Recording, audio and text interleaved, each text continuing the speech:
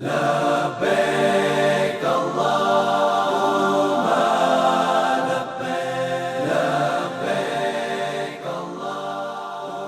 the name of Allah, the most gracious, the most merciful. Assalamu alaikum, brothers and sisters. Welcome to part 4 of my Hajj, a step-by-step guide to Hajj and Umrah. My name is Saad from the Wahi Project, and I'm joined by Ismail Davids from Amid Inspirations. And we're honored to continue our journey with you exploring Hajj and Umrah. So far, we've covered an introduction with basic definitions in part 1, a step-by-step overview of Hajj in part 2, and a checklist of things to do before you depart in part 3. Now in this part 4, we'll discuss Ihraam, what it is, why it's required, how to adopt, and the restrictions involved. Ihraam is a special spiritual and physical state. Actually, the rites of Umrah and Hajj only begin by entering into Ihraam. So without further ado, let's dive in and explore the details of Ihraam.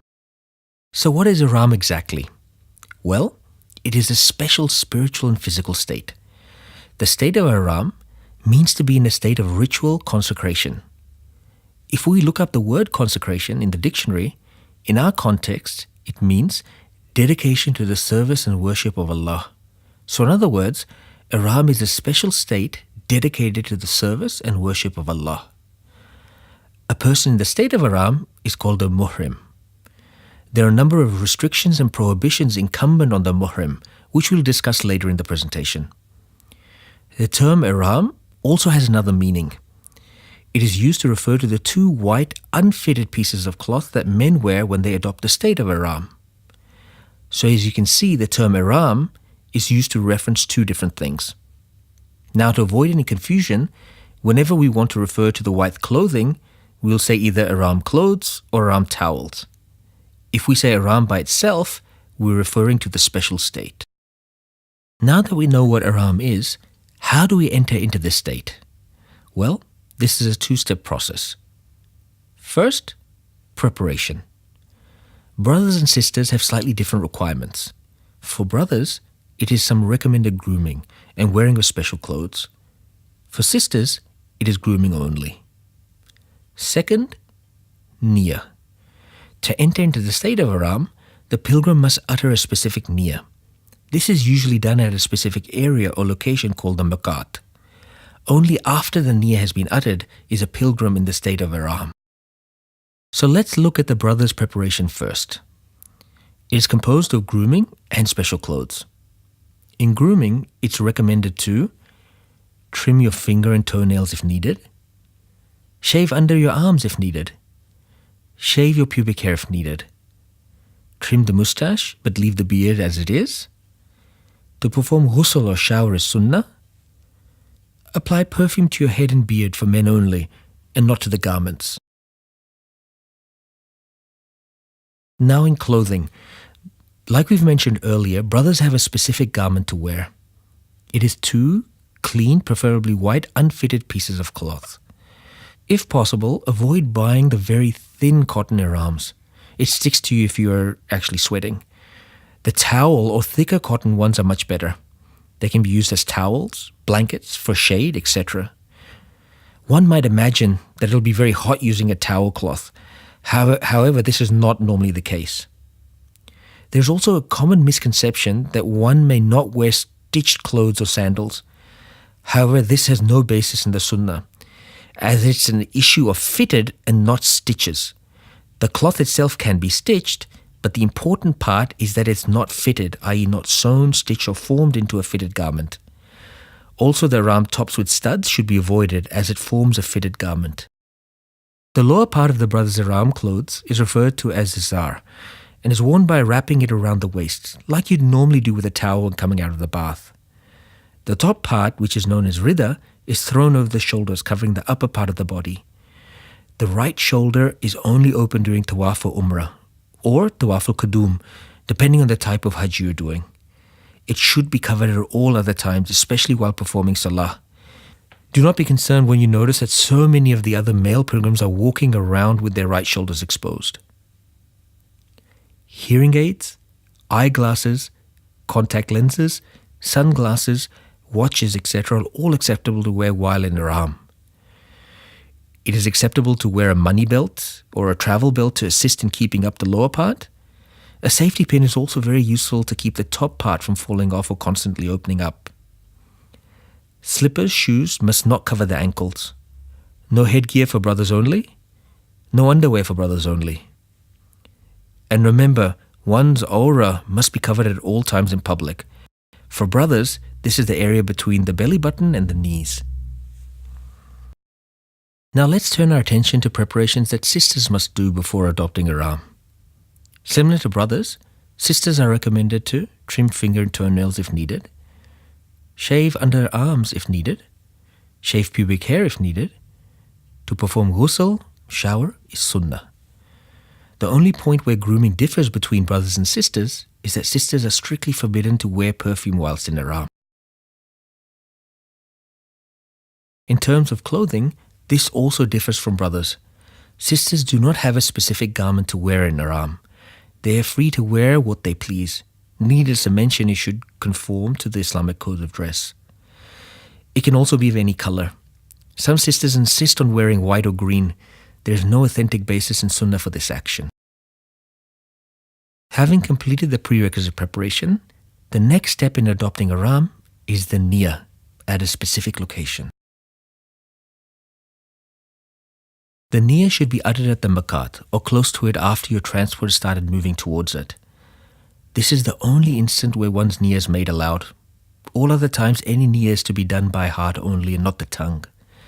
To enter the state of Ihraam, one must make niyyah for Umrah or Hajj. Once the niyyah has been said, you are now in the state of Ihraam. A person in the state of Ihraam is a muhrim. Before continuing, let's have a look at the wording for the niyyah for Umrah and Hajj. One unique feature about Umrah and Hajj is that it's an act of ibadah that once you start, you can't stop. Meaning that if you start your Umrah, once you've uttered your intention, you can't decide somewhere along the line, oh, this is too hard, I'm getting out of here. Hence, why the niyyah, the intention, is uttered aloud. So there should be no confusion as to what you decided to do. So that's why the niyyah is said aloud. The niyyah for Umrah, in many books it has long intention, and in the niyyah for Umrah in the Sunnah is very simple. Labbaik Allahumma Umrah, which means, O Allah, here I am performing Umrah. Let's just look at the meaning of that. When Allah instructed Prophet Ibrahim ﷺ to invite us for Hajj and Umrah, Allah has ordered him to instruct the people to come for Hajj. So basically Allah has invited you. So when you say Labbaik Allahumma Umrah, means, O Allah, here I am for Umrah. So it's important to remember the intention and how and why you're performing this. So you are saying to Allah, you have invited me and I have come. So just to summarize, the intention for Umrah, Labbaik Allahumma Umrah. O Allah, here I am performing Umrah. For Hajj Tamattu, we have completed the Umrah now. So the next intention is for Hajj itself. So on the 8th of Dhul Hijjah, you'll be uttering your intention for Hajj. And as with Umrah, you have to pronounce it aloud. And as for Umrah, once you've uttered your intention, you've gone in the state of Ihram, you cannot change your mind.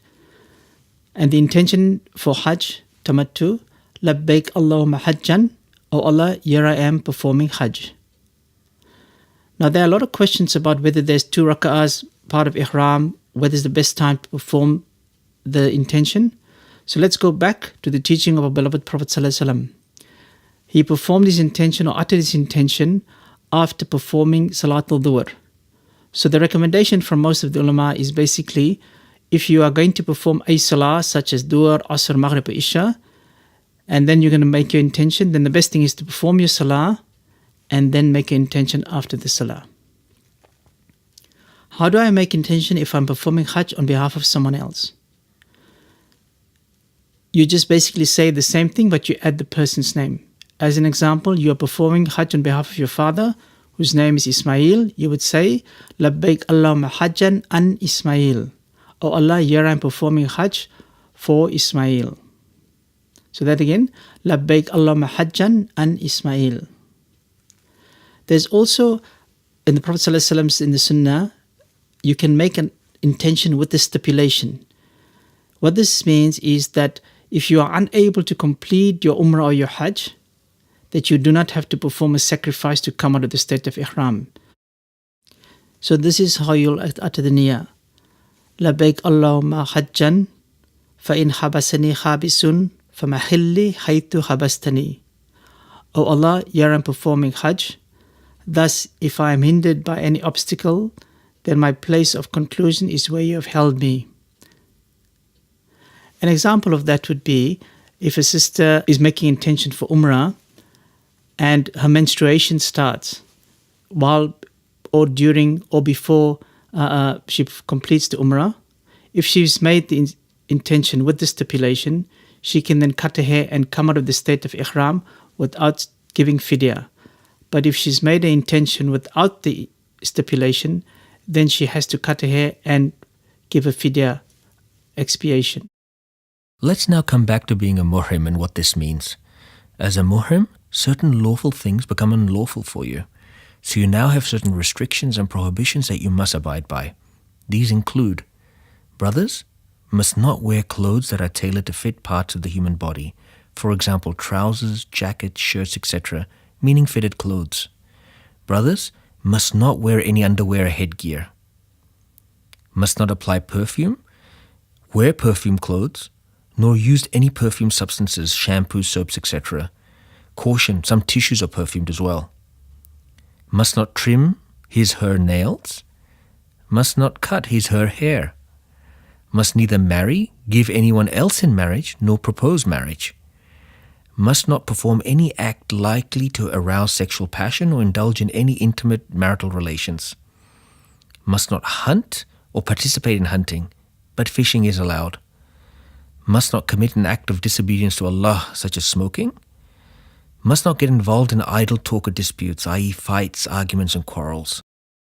Permissible actions whilst you're in the state of Ihram include having a shelter over one's head, whether in a car, under an umbrella or in a tent or building. Wearing slippers, sandals that do not cover the ankles. Wearing a wristwatch, money belt, rings. Wearing eyeglasses, sunglasses, hearing or speech aids, etc. Cleansing oneself, including having a bath or shower with unscented soap, and to wash and gently scratch one's head and body, even if hair falls out. Changing one's ihram garments. Removing the ihram cloth does not nullify the state of ihram. One's niyyah places one in the state of ihram, and cutting of one's hair removes one from this state. Brothers may also cover their feet but not their head while sleeping. This can be done with their ihram or a blanket. If a person does not complete his Umrah or Hajj after entering into the state of Ihram or commits an act which is prohibited whilst in the state of Ihram, then a sacrifice, expiation, called dam, is due upon him or her. Now that we've covered the details of what Ihram is, how to adopt Ihram, and what is allowed and not allowed, let's take a quick look at where we adopt Ihram, i.e. the Makat. The Makat boundary is a virtual geographical boundary that a person intending to perform Umrah or Hajj may not cross without assuming Ihram. Anybody with the intention of performing Umrah or Hajj who passes through them without Ihram is liable for expiation, an animal sacrifice. The specific Makat locations are shown on the screen and include Zul Hulayfa is also known as Abyar Ali or Abar Ali, the Wells of Ali. Is situated about 10 kilometers or 6 miles outside Medina. It is for the pilgrims of Medina and those coming from the north. Dhat Irq, for the pilgrims coming from the direction of Iraq, it's about 67 kilometers or 42 miles from Mecca. Qarn al-Manazil, known as Asail. This is for pilgrims coming from Najd and the east. It is situated near the city of Taif. The southern part of Qarn al-Manazil is called Wadi Mahram. It has been split out for clarity, but some texts may actually include it with the previous Makat location, Qarn al-Manazil. Al-Juhfa is today an abandoned village northwest of Mecca, near the town of Rabbi. Pilgrims coming from Syria and its directions adopt their Ihram from Rabbi. Yalamlam, also known as Asidia, this is from pilgrims coming from Yemen and its direction south. It's about 48 kilometers or 30 miles from Mecca. Did you notice something interesting about these locations and the boundaries they form? Can you guess what it is? Jeddah is not a miqat. It's actually inside the miqat boundary. Many pilgrims erroneously adopt their ihram at Jeddah airport. This is a violation of the miqat rules. The pilgrims should actually return to their respective miqat or the nearest one, or perform an animal sacrifice as an expiation. Only the people who reside in Jeddah can adopt their ihrams from their homes in Jeddah.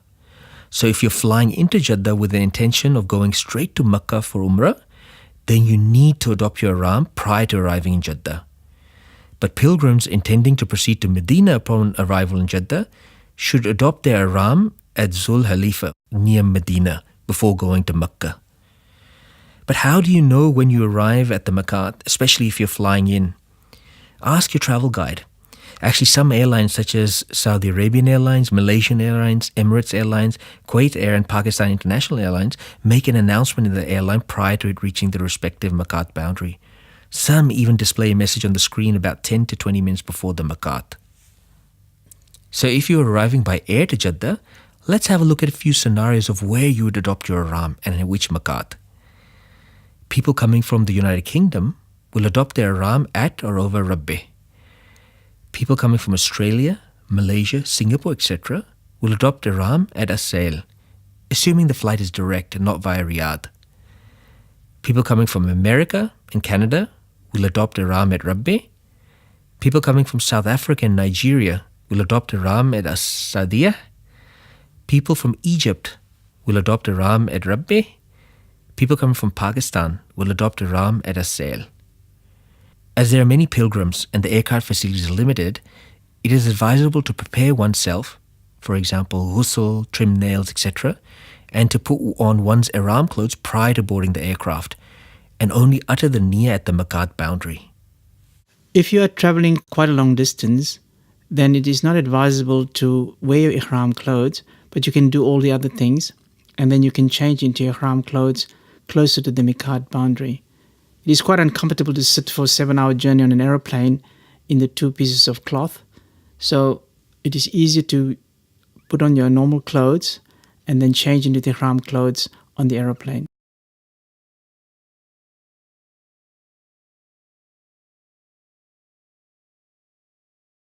Now let's summarize what we have learned so far and discuss some common pitfalls to watch out for. 1. Crossing the miqat without ihram. This violates a wajib. 2. Thinking that ihram is only the 2 towels. Making the intention of Hajj or Umrah or both is the essence of ihram. 3. Thinking that the ghusl or wudu is a condition of ihram.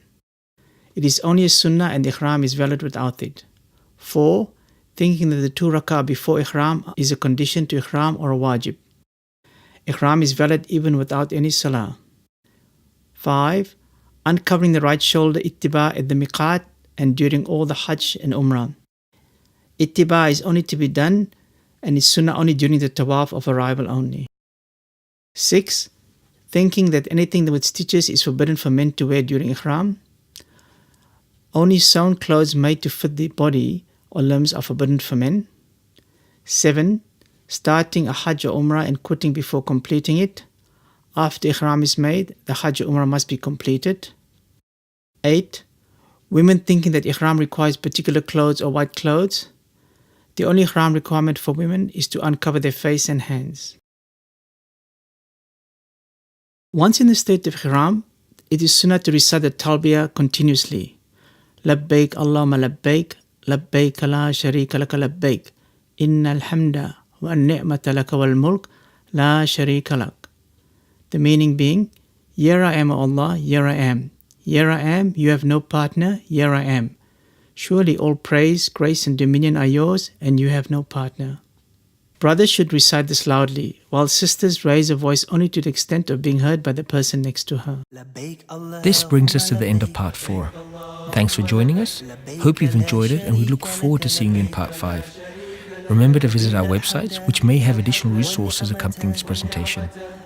All praise is due to Allah, our Creator and Sustainer, Lord of the worlds. اللهم لبيك لبيك اللهم لبيك لبيك لا شريك لك لبيك لا شريك لك لبيك إن الحمد والنعمة لك والملك لا شريك لك